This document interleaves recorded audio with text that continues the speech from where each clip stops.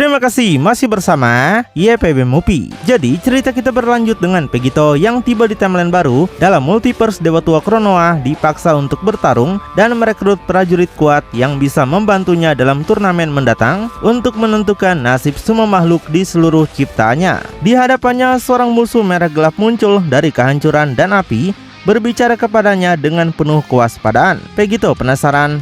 Dia sudah melihat android yang telah makhluk itu hancurkan. Pegito ceritakan di dunianya para android adalah seorang penjajah. Sedangkan di sini Pegito menyadari bahwa makhluk itulah yang mencari masalah dengan android. Namun makhluk merah itu hanya akan menatap balik, tidak mengucapkan sepatah kata apapun. Sikap diam yang sama yang dia tunjukkan sejak Pegito pertama kali tiba. Pegito yang merasa tertantang akan melihat ke depan apakah makhluk itu masih bisa tetap diam setelah Pegito mulai mematahkan tulangnya. Karena Pegito tidak merasa perlu mempelajari apapun dari orang asing ini, dia mulai meregangkan lehernya untuk pemanasan. Masuk ke posisi bertarung sambil tetap dalam bentuk base-nya. Pegito berharap makhluk itu bisa memberinya pertarungan yang lebih baik daripada gadis terakhir yang Pegito bunuh. Karena itu, Pegito akan memulainya dengan mudah bagi makhluk itu menggunakan gaya Goku. Merasakan secara dalam bahwa ini akan menjadi musuh yang cukup menarik, Pegito merangsek maju dengan senyuman di wajahnya. Makhluk misterius itu hanya bereaksi dengan mata merahnya untuk tidak melewatkan satupun gerakan Pegito. Tapi hal ini hanya membuat Pegito semakin bersemangat untuk terus maju sampai dalam perubahan tempo yang tiba-tiba yang menyebabkan dia berhenti di tempat atas kemauannya sendiri. Yang dilihat Pegito di hadapannya hanyalah kegelapan total. Bayangan kini menutupi seluruh tubuhnya saat dia bertanya-tanya dalam kebingungan. Segera terungkap bahwa kegelapan ini bukanlah perubahan lokasi, melainkan mulut raksasa yang menganga dari musuh merah misterius itu. Kepalanya secara instan membesar menjadi ukuran raksasa dan siap menelan tubuh Pegito secara utuh.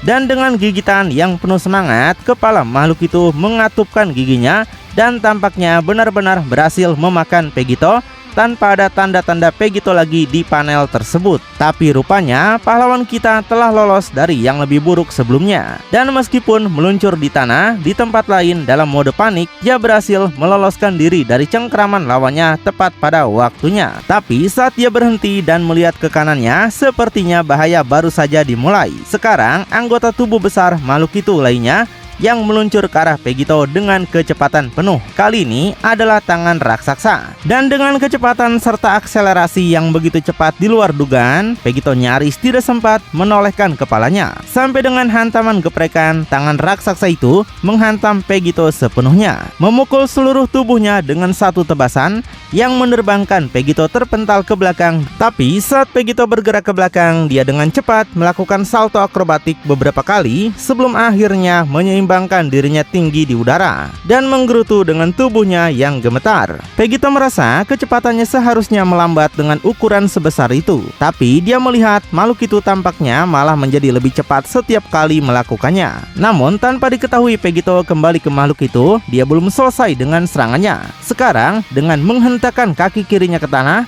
sesuatu yang lain akan datang untuk Pegito. Segera, Pegito mulai mendengar gemuruh sesuatu yang mendekat, tapi bukan dari langit atau di sekitarnya, melainkan secara aneh dari tanah itu sendiri saat tanah mulai bergetar. Yang membuat Pegito terkejut, kaki yang sama yang dihentakkan lawannya ke tanah dalam ukuran normal, kemudian tiba-tiba meledak dari tanah adalah kaki berukuran raksasa yang siap melumat Pegito. Pegito sekarang tampak seperti semut di bawah ukurannya yang besar, dan benar-benar melumatnya menendang Pegito seperti terkena tendangan Spartan paling dahsyat. Pegito terpental tinggi ke langit. Tubuhnya terlempar dengan kecepatan tinggi sehingga gusinya mulai terlihat dari tekanan gaya gravitasi dan kecepatan gerakannya saja. Pegito nggak bisa melakukan apapun selain merengek kesal. Pegito merasa kemampuan ini seharusnya menjadi miliknya. Andai saja Pegito tidak membutuhkannya untuk turnamen ini, mungkin dia akan menyerap makhluk itu. Dan seiring berjalannya waktu, Pegito segera mencapai posisi bahkan melewati awan. Tapi sudah cukup. Pegito merasa dia harus segera mengakhiri semua permainan ini sekarang juga. Dengan sangat marah, dia menoleh ke belakang dan kemudian menutup matanya. Tubuh dan bentuknya mulai berubah menjadi pemandangan yang familiar, karena Pegito akan memasuki bentuk paling terkenalnya dalam series Ultra Pegito,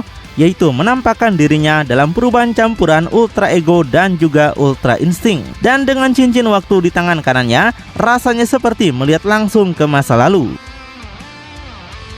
Dengan tatapan dingin ke bawah, Vegito menyatakan pertarungan yang sebenarnya dimulai sekarang. Vegito ingin melihat apakah makhluk itu masih bisa menandingi kekuatan dari perubahan ultranya. Kemudian dengan kecepatan tinggi, perubahan total dari cara dia bertarung sebelumnya seperti tombak api, Vegito kemudian menukik lurus ke bawah. Dari kejauhan tampak dia mengincar langsung pada kaki raksasa di tanah, dan akhirnya menghantamkan satu tinju tepat ke tumitnya yang membuatnya bergetar karena dampak hampir lumpuh untuk bergerak lagi. Sebelum dengan cepat bergerak maju langsung ke sumbernya, dia sekarang menuju musuh besarnya di kejauhan. Mengejutkannya dengan tingkat kecepatan barunya, makhluk itu bahkan tidak punya cukup waktu untuk menarik kakinya sebelum Vegito sudah berada tepat di depan wajahnya. Dan untuk pertama kalinya kita mendengar jeritan kesakitan dari musuh Vegito. Dengan hampir tanpa usaha dan langsung menembus, Vegito menghantamkan pukulannya tepat ke pipi makhluk itu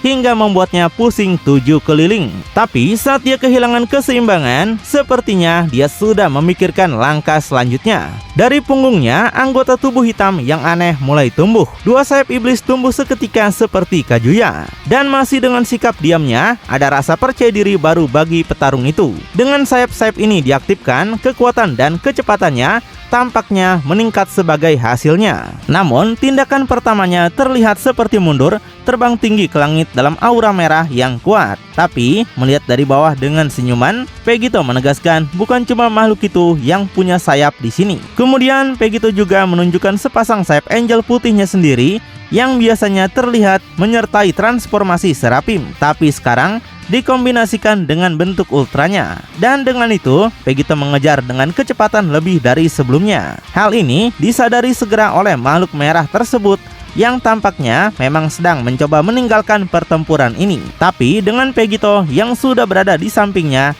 dan mendekat dengan cepat, rencananya harus berubah. Dan pengejaran itu segera berubah menjadi benar-benar melampaui kecepatannya. Saat Vegito terbang melewatinya dan berputar untuk menghadapinya secara langsung, keduanya kini dipaksa untuk menarik pukulan mereka masing-masing, dikelilingi oleh aura ki mereka siap untuk beradu. Dan akhirnya benturan itu terjadi dengan kekuatan penuh. Pada saat pukulan mereka bersentuhan, ledakan energi raksasa terjadi saat mereka berdua mengerahkan seluruh kekuatan mereka. Namun setelah itu, keduanya tetap terpisah oleh kekuatan tabrakan mereka, satu di udara dan satu di tanah. Vegito yang menikmati pertempuran singkat itu akhirnya mendengar sebuah ucapan dari makhluk itu. Vegito akui kekuatan makhluk itu cukup besar, tapi dia yakin makhluk itu cukup pintar untuk tahu kapan benar-benar kalah kelas. Sampai akhirnya makhluk itu membalas dan memuji Vegito adalah sebuah kejutan. Dia tidak pernah menyangka alam panah bisa memiliki makhluk dengan kekuatan seperti milik Vegito. Tapi makhluk itu tidak yakin Vegito adalah makhluk panah, karena dia merasakan ada sesuatu yang bersifat robotik tentang Vegito, karena Vegito terasa seperti seorang android.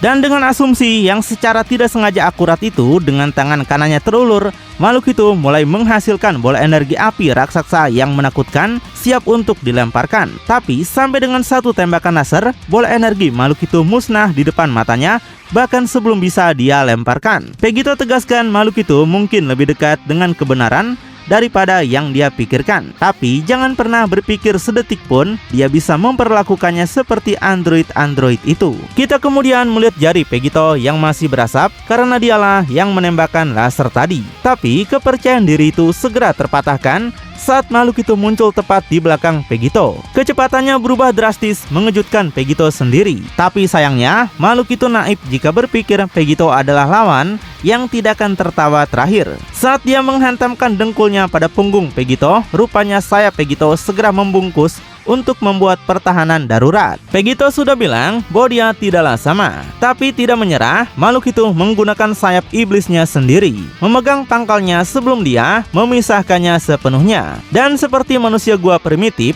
dia mulai menggunakan sayapnya untuk menghantam tanpa henti pada pelindung sayap Vegito. Terus berlanjut selama beberapa menit, tidak berhenti sama sekali. Tapi sayangnya, pertahanan bulu Pegito juga tidak goyah. Terlepas dari itu, di kejauhan saat dua kekuatan yang tak tergoyahkan itu terlibat dalam pertarungan tekad, sebuah retakan kecil muncul di tanah. Dan saat lubang itu membesar, sebuah mata dan tangan muncul.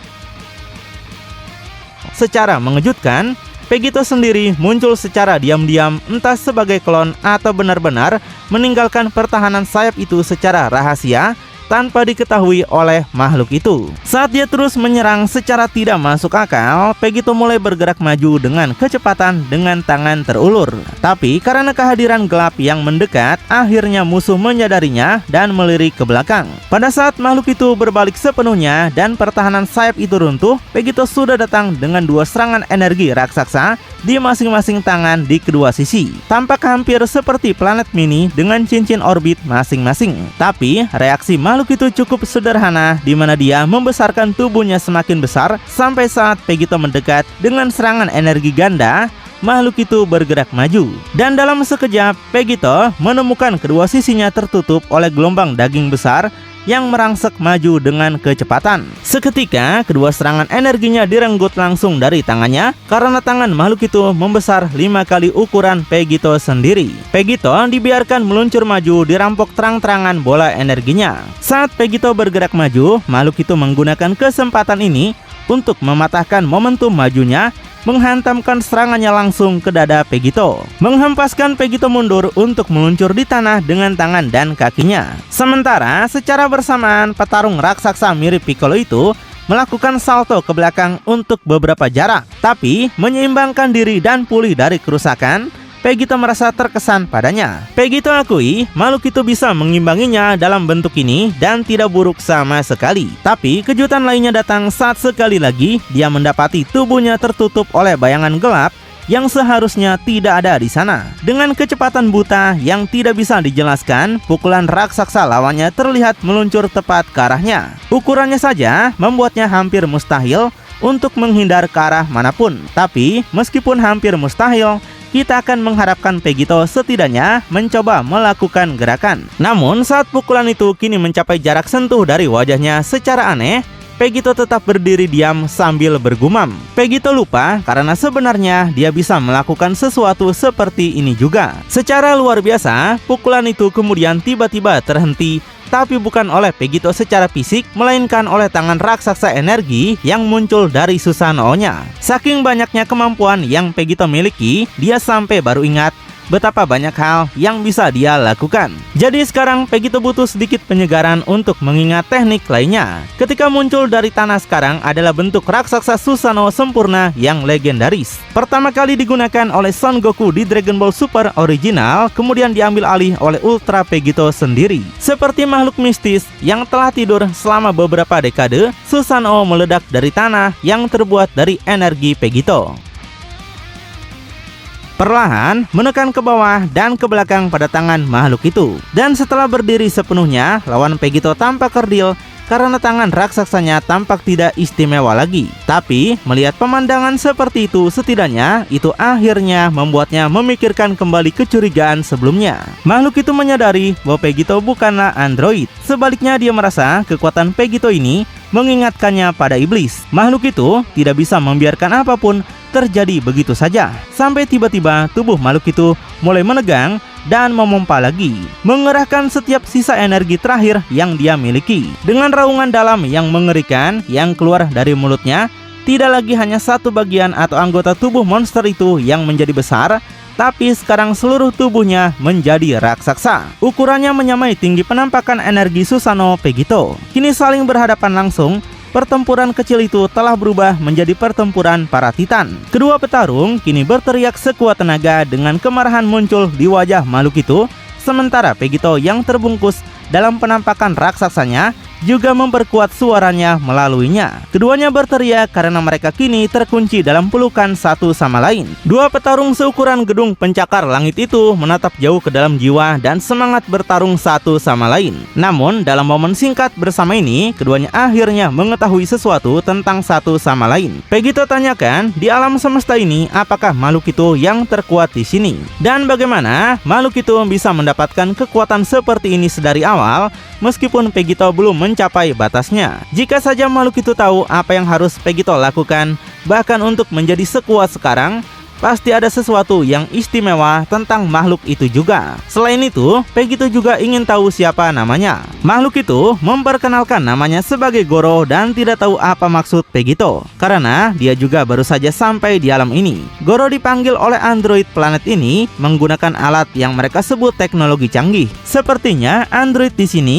memiliki ketertarikan dengan hal mistis dan ingin memanggil iblis. Dan iblis dari alam kegelapan itulah yang mereka dapatkan. Goro ingatkan terkadang seseorang harus berhati-hati dengan apa yang mereka inginkan. Vegito baru tahu para android di sini sepertinya penasaran juga dengan bangsa iblis. Jadi saat Goro dipanggil dan hal pertama yang Goro pikirkan adalah memusnahkan android. Sekarang Vegito tidak bisa membedakan siapa yang lebih buruk, tapi baginya Goro tampak sangat familiar karena Goro mengingatkannya pada temannya yang bernama Piccolo. Jadi apakah Goro adalah seorang Namekian? Namun Goro hanya menjawab dengan bingung. Dia bukanlah Piccolo dan tidak tahu apa itu Namekian. Bangsanya dikenal sebagai Dorak dan dia berasal dari planet Doro. Dan asal-usul bangsa mereka adalah dari alam iblis. Jadi ketika Goro mati lama sekali, pada alam iblis inilah dia kembali. Selama berabad-abad, Goro telah menunggu waktu untuk kembali pulang. Para Dorak bisa hidup selama ribuan tahun, jadi sekarang keluarganya masih menunggu. Goro bermimpi hari itu akan datang, tapi tidak pernah dia sangka akan jadi seperti ini.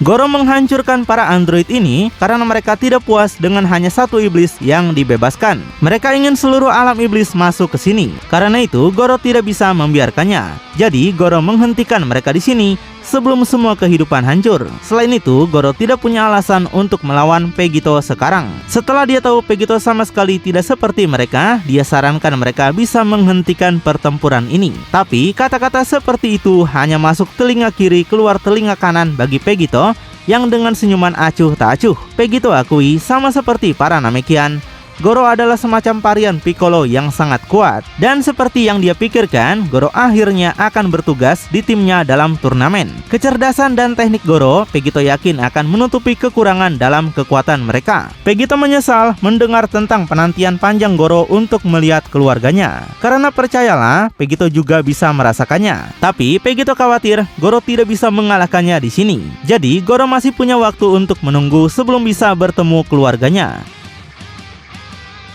Dan dengan penolakan Vegito untuk mundur, baik Vegito maupun iblis yang terungkap dari alam iblis itu dipaksa untuk meningkatkan kekuatan mereka lebih jauh lagi. Energi yang mengelilingi kedua tubuh seukuran Titan mereka berputar-putar menghancurkan segala sesuatu di sekitar mereka di planet yang sekarang sunyi itu. Tapi dengan energi mereka yang meningkat begitu cepat dan tidak perlu lagi memperdulikan sekeliling, keduanya akhirnya akan dilapisi oleh cahaya energi mereka sendiri tenggelam di dalamnya. Wajah mereka hanya berupa garis putih sampai seluruh tubuh mereka sekarang menjadi sama, alias menjadi energi itu sendiri. Sebelum dulunya itu merupakan planet tenang yang tidak terganggu, yang tampak di jangkauan ruang angkasa, kemudian berubah menjadi debu total. Karena seluruh planet meledak dengan sangat luar biasa sekali. Setelah itu hanya potongan-potongan puing dan kekacauan planet yang tampak. Namun di antara mereka tubuh Goro yang lemah dan tidak lagi bergerak, kini tubuhnya melayang. Tapi dari sudut matanya, Goro pun akan menyadari dia sudah lama tidak dipaksa menggunakan energi sebanyak itu.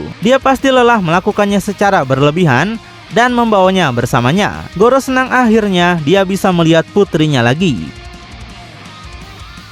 Tapi sayangnya bagi Goro, tepat di atasnya dengan kaki yang sudah terangkat di atas tubuh Goro, Vegito tersenyum lebar dan tanpa kerusakan seperti yang dialami oleh Goro. Vegito sudah bilang padanya bahwa Goro akan menjadi aset yang bagus di timnya. Jadi sampai pekerjaan itu selesai, urusan Goro dengannya belumlah berakhir. Secara kasar, Vegito kemudian menghentakkan kakinya ke bawah, menendang Goro dengan cepat ke bawah. Hingga akhirnya Goro terlempar melayang jauh, di mana sebuah portal putih terbuka di belakangnya, yang pada akhirnya seperti lubang hitam akan menelannya keluar dari alam ini dan masuk ke alam para dewa tua. Tapi secara menarik, pada saat yang sama sebuah portal putih juga terbuka di belakang Vegito. Dan darinya, Hit si bukan obat nyamuk muncul tanpa mengucapkan sepatah kata apapun. Saat Vegito dengan dingin bertanya apakah Hit punya gulungan baru untuknya. Dan dengan itu, Hit memang melemparkan gulungan lainnya tepat ke arah Vegito. Yang ditangkap segera di tangan Vegito di mana Hit katakan gulungan ini tidak dipilih oleh Konoha. Yang ini dipilih oleh Hit sendiri persis seperti yang Pegito minta. Pegito ucapkan terima kasih karena Hit telah menjaga rahasia mereka rapat-rapat. Dengan senyuman congak dan matanya yang tiba-tiba bersinar merah, Pegito secara mengejutkan merasa gembira tentang penjelajahan berikutnya ke multiverse aneh Konoha ini. Tapi saat semua ini berlangsung, Hera pencipta asli Pegito sendiri tampaknya sedang mengawasinya. Menonton melalui layar di alam yang aneh saat dia menyebut Konoha adalah pecundang. Hera merasa dewa tua lainnya begitu sangat memalukan. Sebelum dia kemudian mulai berjalan maju, Hera sudah mengatakan sebelumnya berdasarkan ciptaan, turnamen ini sudah menjadi miliknya untuk dimenangkan. Akobel dan Konoha berpikir mereka telah mengambil puncak ciptaannya. Tapi sedikit yang bisa disadari oleh pikiran lemah mereka, karena timeline Konoha, Hera memiliki pilihan yang jauh lebih besar tersedia. Jalan simpel sudah dibuat untuknya, yaitu para pembunuh dewa. Dan untuk alasan apapun, multiverse Hera tampaknya telah menumbuhkan banyak sekali dari para pembunuh dewa. Dan Hera yakin semuanya sama kuatnya dengan Pegito dan sama mampunya untuk menangani Lucifer.